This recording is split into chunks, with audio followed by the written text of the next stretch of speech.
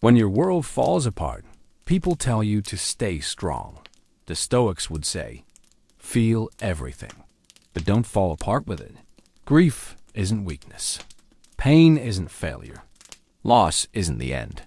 It's the beginning of a different kind of strength. The kind that doesn't shout, but steadies you when your knees buckle.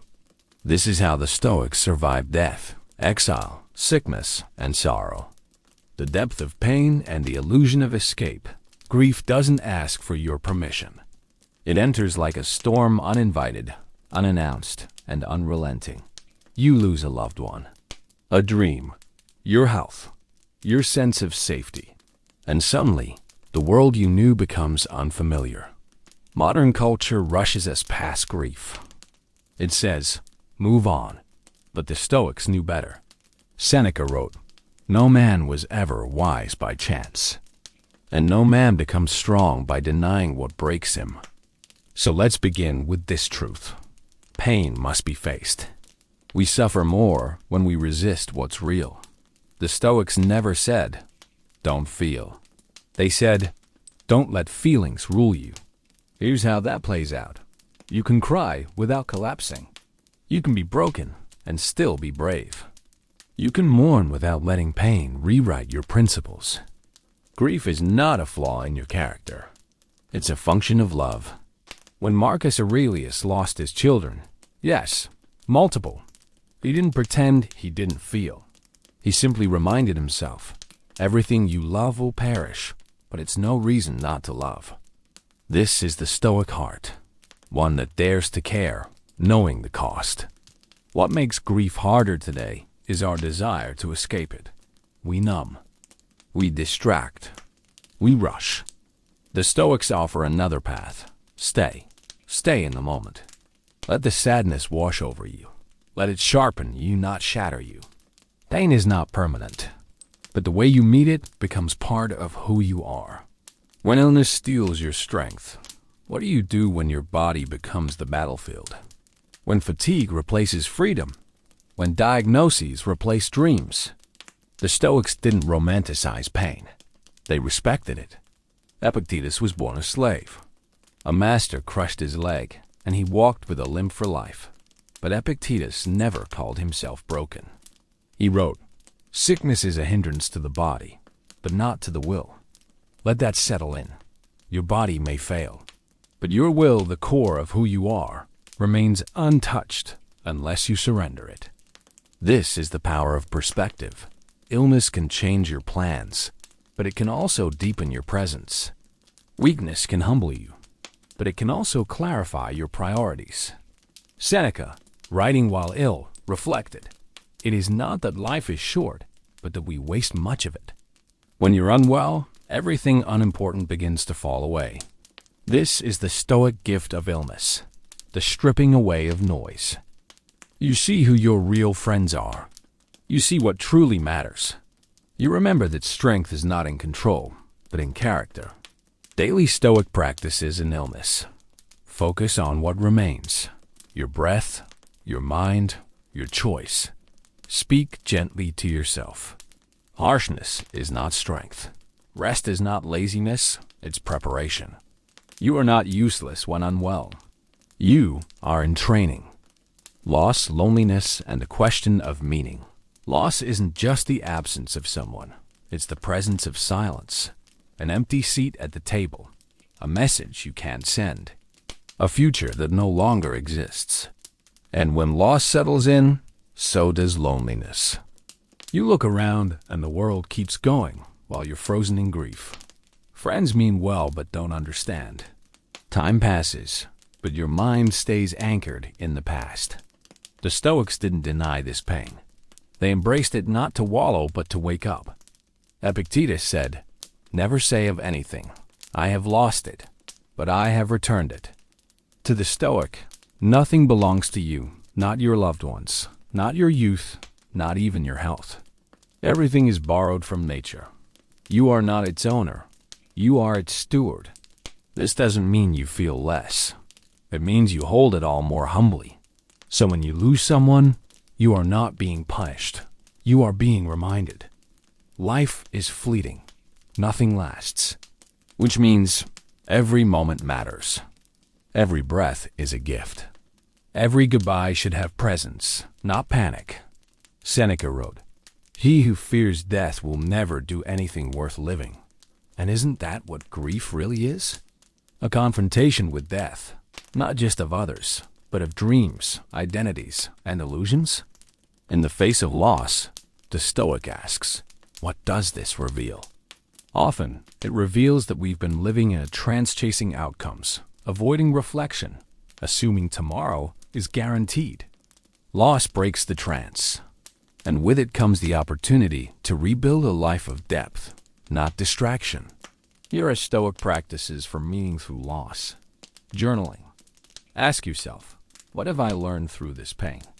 Ritual. Create a small daily ritual to honor what's gone. Light a candle, walk quietly, say a word. Service. Turn your grief outward. Support others. Channel love into action. Stoicism doesn't erase your sadness. It dignifies it. You are allowed to miss them. You are allowed to cry. But you are also called to rise, not to forget, but to live in a way that honors what you've lost. Grief carves a deeper soul. That's where meaning lives. Death, detachment, and the love that remains death. The final border, the great silence. The Stoics did not avoid this topic. They faced it daily. In fact, memento mori, remember that you must die, was a Stoic practice meant to remind us not of fear, but of focus. Focus on what matters, on how we spend our time, and who we become. Marcus Aurelius wrote, "Do not act as if you had 10,000 years to live." When you remember death, you don't become morbid. You become urgent, present, grateful. Here's the paradox. The more you accept death, the more deeply you live. Detachment doesn't mean indifference. It means loving fiercely, knowing nothing is promised. Seneca reminds us, a man is not poor if he can still give love. And even in death, love doesn't vanish. It changes form. The Stoics believed that grief could turn into guidance, that the memory of those we've lost could become part of our character.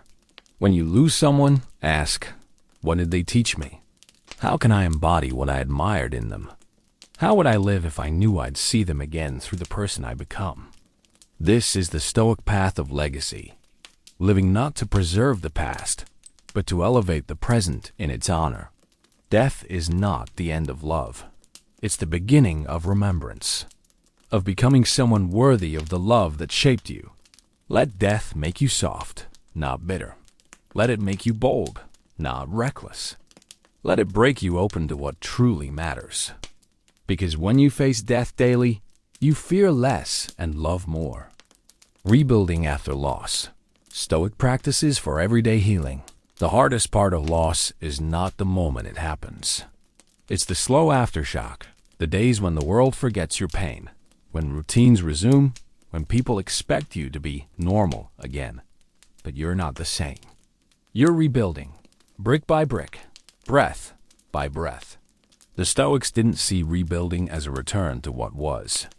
They saw it as a return to who you are underneath everything you've lost. Here's the core Stoic belief. You are never helpless as long as you still have your reason, your choices, and your will.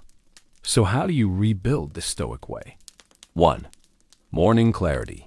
Begin with intention before the noise of the day begins. Give yourself 5 minutes. Sit with your thoughts. Ask, what can I control today? What would make me proud of how I handled myself? This is not a to-do list. It's a to-be list. 2. Journal the pain honestly. The Stoics used writing as therapy. Marcus Aurelius wrote his meditations for himself, not for praise. Write what hurts. Write what you've learned. Write what you don't yet understand.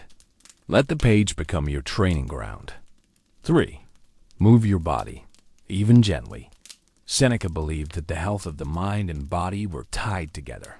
Movement clears emotional fog. Walk slowly. Stretch mindfully. Let motion help unstick sorrow. 4. Connect to nature. Go outside, even for 5 minutes. Let your body feel the wind, the earth, the passing clouds. The Stoics revered nature because it reminded them of impermanence and renewal. What feels broken inside you is already part of a greater cycle. Let nature teach you that healing isn't linear, but it always moves forward. 5. Practice presence with people you may not feel like socializing. That's okay, but don't isolate too long.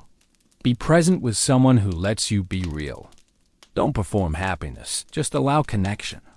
Relationships are not about fixing you. They're about reminding you that you're not alone. 6. Create rituals that anchor you. Grief is chaotic. Rituals create order. Light a candle in the morning. Read one quote from Marcus.